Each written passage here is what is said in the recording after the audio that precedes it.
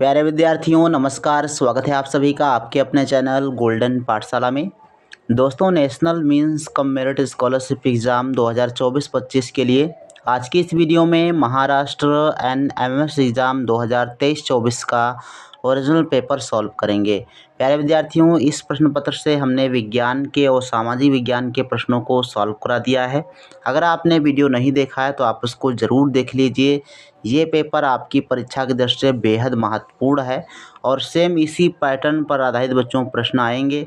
तो वीडियो को लास्ट तक देखिएगा। साथ ही चैनल पर नए हो तो चैनल को सब्सक्राइब कर लीजिए और वीडियो को अपने दोस्तों के साथ शेयर कर दीजिए। तो प्यारे विद्यार्थियों, आज की इस वीडियो में हम लोग गणित के प्रश्नों को सॉल्व करेंगे। तो आइए शुरू करते हैं वीडियो को। तो बच्चों, गणित का पहला प्रश्न 71 नंबर आपकी स्क्रीन पर दिया गया है। नीचे दी गई कसौटियों में से कौन सी कसौटी त्रिभुज के सर्वांग सम की कसौटी नहीं है? तो त्रिभुज में सर्वांग समता का नियम होता है, उसके अंतर्गत कौन सा नहीं आता है?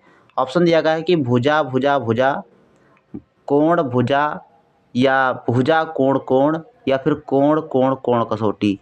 तो कौन सी कसौटी है? तो इसका बच्चों सही आंसर हो जाएगा ऑप्शन नंबर 4, कोण कोण कोण। ये कोई कसौटी नहीं होती है। बाकी आपका भुजा भुजा भुजा मतलब साइड साइड साइड से आपका सर्वांग समता नियम लग जाता है। कोण तो ये होता है साइड एंगल साइड, है ना, तो ये आपका नियम लग जाता है। और भुजा कोण कोण यानी साइड एंगल एंगल आपका नियम होता है। बट आपका कोण कोण कोण जो है कोई कसौटी नहीं होती है। 72 नंबर बच्चों प्रश्न दिया गया है कि नीचे दी गई कौन सी माहिती के आधार पर चतुर्भुज की रचना नहीं हो सकती है? तो किस कथन के आधार पर त्रिभुज की रचना नहीं हो सकती है? तो आप ऑप्शंस पढ़िए। लिखा है 3 भुजाएं और 2 विकर्ण, तो इससे चतुर्भुज बन जाएगा। 2 संलग्न भुजाएं और 3 कोण, ये बन जाएगा। 4 भुजाएं और विकर्ण, ये भी आपका बन जाएगा। लेकिन एक भुजा और 4 कोण से हम चतुर्भुज का निर्माण नहीं कर सकते, इसलिए ऑप्शन नंबर 2 आपका राइट आंसर हो जाएगा। 73 नंबर प्रश्न है, नीचे दिए गए त्रिभुजों के प्रकार में से कौन से त्रिभुज में मध्यिका संगामी बिंदु, लंब केंद्र बिंदु और परिकेंद्र एक रेखीय होंगे? तो यहाँ पर ऑप्शन दिया गया है न्यून कोण त्रिभुज, सम द्विबाहु त्रिभुज, सम कोण त्रिभुज या अधिक कोण त्रिभुज। तो इसका बच्चों सही आंसर है, अगर सम द्विबाहु त्रिभुज है तो उसमें मध्यिका संगामी बिंदु, लंब केंद्र बिंदु और परिकेंद्र बिंदु एक संरेखीय होते हैं, एक रेखीय होते हैं। 74 नंबर प्रश्न बच्चों दिया गया है। बाकी अंग्रेजी मीडियम से जो भी छात्र हैं वो पढ़ सकते हैं यहाँ से। 74 नंबर बच्चों प्रश्न दिया गया है, ये चित्र को ध्यान से देखिए और संलग्न आकृति के आधार पर 2 विधान दिए गए हैं। दिए गए पर्यायों में से कौन सा पर्याय योग्य है, अर्थात कौन सा सही है? तो विधान पहला कहता है कि PMN कोण RNM रैखिक युग्म कोण है। तो यहाँ पर कहता है PMN यानी ये वाला कोण और RNM यानी ये वाला कोण। तो ये कोण जो है कह रहा है कि रैखिक युग्म है। तो रैखिक युग्म तो नहीं है ये वाले, क्योंकि रैखिक युग्म क्या है, मान लो कोण ये आपका और ये रैखिक युग्म है, लेकिन ये वाला कोण और ये वाला कोण रैखिक युग्म नहीं है। तो ये वाला जो कथन दिया गया है ये गलत है। दूसरा देखो कह रहा है कि कोण AMQ यानी ये वाला कोण और BNS यानी ये वाला कोण। तो ये वाला कोण कह रहा है कि संगत कोण का जोड़ है, तो ये संगत कोण भी नहीं है। तो कहने तात्पर्य ये है, इसका ऑप्शन सही हो जाएगा ऑप्शन नंबर 4, दोनों विधान अयोग्य हैं, अर्थात दोनों विधान क्या है, दोनों कथन गलत दिए गए हैं। अगला प्रश्न है 75 नंबर, एक दुकानदार ने अंकित मूल्य पर 10% छूट देकर एक किताब 360 रुपये में बेची, तो वह किताब का अंकित मूल्य कितना होगा? तो यहाँ पर अंकित मूल्य ज्ञात करने के लिए आपको डायरेक्ट फार्मूला लगा देना है कि अंकित मूल्य बराबर हो जाएगा आपका जो है विक्रय मूल्य गुणे 100/100 माइनस छूट। ठीक, तो यहाँ पर विक्रय मूल्य दिया गया है 360 रुपये, गुणा कर दीजिए इसको 100 से और बटे में 100 माइनस छूट घटा दीजिए। तो 100 से 10 घटा देंगे तो 100 माइनस 10 बराबर कितना हो जाएगा, 90 हो जाएगा। हम आगे लिख देते हैं इसको, ये हो जाएगा 360 और गुणे में आपका हो जाएगा 100 और बटे में आपका 90। अब इसको काट दीजिए और हल कर लीजिए, राइट आंसर आपका मिल जाएगा। ये 0 से 0 कट गया, 9 एकम 9, 9 चौक 36 और यहाँ पर होगा 40, 40 का गुणा 10 से करेंगे तो आ जाएगा 400। तो 400 रुपये उसका अंकित मूल्य था। पहला ऑप्शन इसका सही आंसर हो जाएगा। तो आप लोग कॉपी और कलम लेकर बैठिए, पहले आप क्वेश्चन हल कीजिए, उसके बाद उसका उत्तर देखिएगा। 76 नंबर क्वेश्चन बच्चों दिया गया है 3/5, 7/9, 1/3 और 9/11 संख्याओं में से सबसे बड़ी और सबसे छोटी संख्याओं में कितना फ़र्क है। तो यहाँ पर अंतर ज्ञात करना है सबसे बड़ी संख्या और सबसे छोटी संख्या में। तो सबसे छोटी संख्या और सबसे बड़ी संख्या पहले ज्ञात कीजिए, उसके बाद उसको घटा दीजिएगा तो राइट आंसर मिल जाएगा। सबसे छोटी संख्या या बड़ी संख्या ज्ञात करने के लिए पहले इसको दशमलव में बदल लीजिए। तो देखो 3/5 को अगर हम दशमलव में बदलते हैं तो पहले आप जो है दशमलव लगा लीजिए, ठीक, और 0 आपका 3 के बाद लग जाएगा तो 30 हो जाएगा। 5 से 30 को भाग करेंगे तो 5 छक्का 30, ये 6 आ जाएगा। तो 3/5 का दशमलव रूप हो जाएगा 0.6। अब इसके बाद 7/9 का अगर करते हैं तो पहले दशमलव लगा लेते हैं, 7 के बाद 0 हो जाएगा तो हो जाएगा 70 और 70 को 9 से भाग करेंगे तो हो जाएगा 9 सते 63। तो ये 9 सते 63, 70 से 7 घटा 63 घटा देंगे तो 7 बचेगा, फिर 9 सते 63 तो 0.77 आएगा। फिर 1/3 को करते हैं तो दशमलव पहले लगा लीजिए, फिर जो है 1 0 इधर बढ़ जाएगा तो हो जाएगा 10, ये हो जाएगा 3 तियाँ 9, 3 तियाँ 9। अच्छा, चौथी भिन्न को दशमलव में बदलो तो 9/11 है तो दशमलव पहले लगा लेते हैं और ये हो जाएगा 90 और 11 को 90 को 11 से भाग करेंगे तो 11 9 99, 11 9 99 आपका ज़्यादा हो जाएगा, यहाँ पर 90 है तो 11 8 88 लगा लेते हैं ना। तो 11 8 88, तो 11 8 88 और 2 90 हुआ तो 20 हो गया, 11 एकम गया तो यहाँ पर 81 आएगा।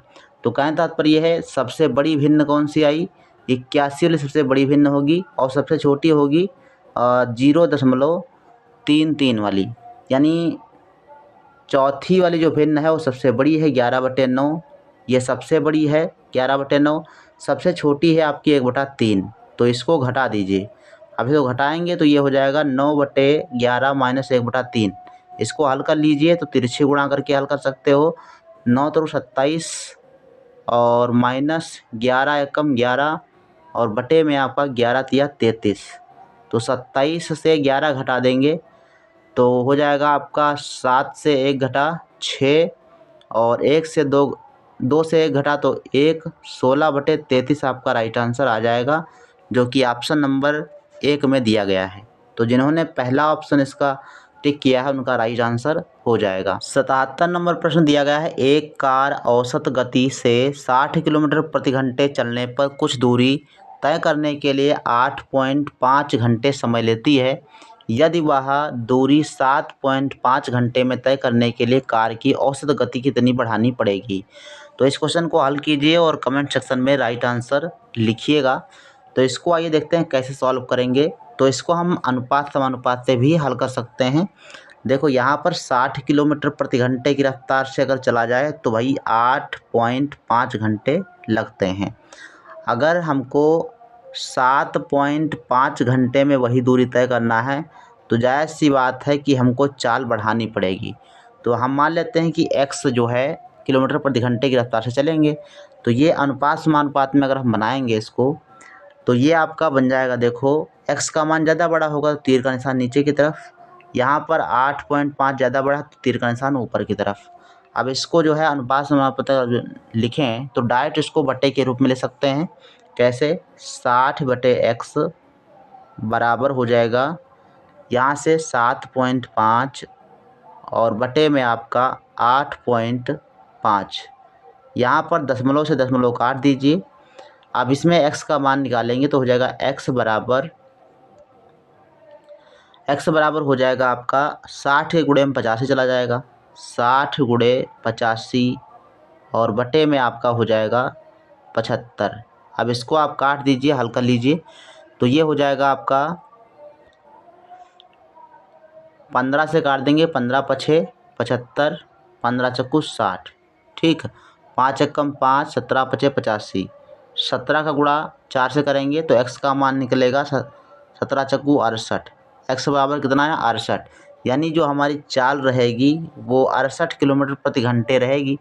68 किलोमीटर प्रति घंटे की रफ्तार से जब हम चलेंगे तो 7.5 घंटे में वही दूरी तय कर लेंगे। लेकिन हमसे बच्चों प्रश्न पूछा गया है कि कितने किलोमीटर प्रति घंटे चाल बढ़ानी पड़ेगी। तो अब 60 हमारे पास पहले से थी, अब हो गई 68, तो 68 से अगर हम 60 घटा दें तो हमने टोटल बढ़ाई है, चाल बढ़ाई है 8 किलोमीटर प्रति घंटा। तो इस हिसाब से आपका सही आंसर आएगा ऑप्शन नंबर 4। तो चौथा ऑप्शन जिन्होंने दिया है उनका राइट आंसर है 8 किलोमीटर प्रति घंटा रफ्तार बढ़ाएंगे, चाल बढ़ाएंगे।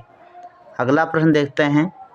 क्वेश्चन नंबर 78 दिया गया है कि 0.2 प्लस 0.02 प्लस 0.002 का होल ऑफ स्क्वायर ज्ञात करना है। तो यहाँ पर सबको जोड़ देते हैं। अगर सबको जोड़ेंगे तो ये हो जाएगा 0.2, फिर 0.02, फिर 0.002, जोड़ेंगे तो आ जाएगा 2, 2, 2 दशमलव आगे फिर 0, इतना आ जाएगा। इसका स्क्वायर करना है, तो इसका स्क्वायर जब हम करेंगे तो ये बच्चों आएगा ऑप्शन नंबर 3, ठीक। जिन्होंने ऑप्शन नंबर 3 दिया है राइट आंसर उनका सही जवाब है। 79 नंबर प्रश्न है, ओ केंद्र वाले वृत्त में 60 सेंटीमीटर की जीवा वृत्त केंद्र से 16 सेंटीमीटर दूर है तो उस वृत्त की त्रिज्या कितनी होगी। एक हमारे पास वृत्त इस प्रकार से दिया गया है, वृत्त में जीवा है और इसकी लंबाई दी गई है 60 सेंटीमीटर। कितनी है 60 सेंटीमीटर। केंद्र से दूरी दी गई 16 सेंटीमीटर, ये 16 सेंटीमीटर दी गई है। तो ये पूरी देखो जीवा है अपनी कितनी 60 सेंटीमीटर है। तो अगर हम आधी की बात करें तो ये 30 हो जाएगी, ये आपकी 30 हो जाएगी यहाँ से लेकर यहाँ तक।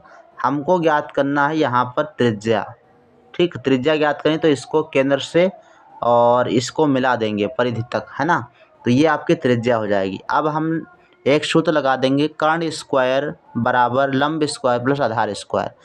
तो कर्ण स्क्वायर मतलब हमारी त्रिज्या का स्क्वायर हो जाएगा। तो कर्ण स्क्वायर आपका हो जाएगा, लंब स्क्वायर आपका दिया गया है लंब 16, तो 16 का स्क्वायर और प्लस 30 का स्क्वायर, तो ये हो जाएगा अपना 16 16 हम 256 और प्लस 30 तिसई हम 3 3 9 900 हो जाएगा, ठीक। अब कर्ण स्क्वायर है तो स्क्वायर कर्ण का काट देते हैं, इसके ऊपर अंडर रूट लगा देते हैं। तो ये हो जाएगा 256 और 900, ये हो जाएगा आपका 6 और ये हो जाएगा 5, 9 2 11, 1156। तो अगर हम 1156 का वर्गमूल लेंगे तो वर्गमूल बच्चों निकलेगा 34, ठीक। तो कर्ण जो आपकी त्रिज्या जो निकलेगी, त्रिज्या आपकी आएगी 34 सेंटीमीटर। तो चौथा ऑप्शन आपका सही आंसर हो जाएगा। जिन्होंने चौथा ऑप्शन टिक किया है राइट आंसर है। 80 नंबर बच्चों प्रश्न दिया गया है, एक घनाभ पेटी का घनफल 150 घन सेंटीमीटर है, उसकी लंबाई 10 सेंटीमीटर, चौड़ाई 5 सेंटीमीटर, तो उसकी चौड़ाई कितनी होगी। यहाँ पर देखो घनफल का मतलब है आयतन दिया गया है, ठीक। घनाभ का आयतन दिया गया है। घनाभ का आयतन होता है लंबाई गुणे चौड़ाई गुणे ऊंचाई बराबर, है ना, उसका आयतन होता है लंबाई गुणे चौड़ाई गुणे ऊंचाई। अब यहाँ पर दिया गया है 150 घन सेंटीमीटर। यहाँ पर लंबाई दी गई है तो एल की जगह पर 10 डाल दो। चौड़ाई याद करना है बी, ऊंचाई दी गई है जो है 5 सेंटीमीटर बराबर 150। अब इसको हल कर लो तो बी बराबर हो जाएगा 150 बटे 5 का गुणा 10 से करेंगे 50 आ जाएगा। तो 50 से 150 काटेंगे तो 50 तियाँ 150, तो बी बराबर कितना आएगा 3 सेंटीमीटर। यानी बी क्या है चौड़ाई, तो घनाभ की चौड़ाई कितनी आएगी 3 सेंटीमीटर आएगी। इसका ऑप्शन नंबर 2 सही जवाब हो जाएगा। 81 नंबर प्रश्न है, एक वृत्ताकृति बाग का व्यास 84 मीटर है, उसके आसपास 3.5 मीटर चौड़ाई का वृत्ताकार रास्ता बनाने पर रास्ते का क्षेत्रफल कितना होगा। इसका आंसर आप सभी लोग कमेंट सेक्शन में लिखिएगा हल करके, और 82 नंबर क्वेश्चन का भी आंसर आप लोग कमेंट कीजिएगा। शेष जो प्रश्न आपके बच्चों बचे हैं 10 प्रश्न, वो अगली वीडियो में आपको शाम को लाइव क्लास में बता दिए जाएंगे, समझा दिए जाएंगे। तो आप सभी लोग इन प्रश्नों को हल करके आप इसका आंसर कमेंट सेक्शन में लिख सकते हैं। अगली क्लास में पूरे 20 प्रश्न आपके कंप्लीट हो जाएंगे। तो मिलते हैं फिर नेक्स्ट वीडियो में, तब तक के लिए धन्यवाद। जय हिंद, वंदे मातरम।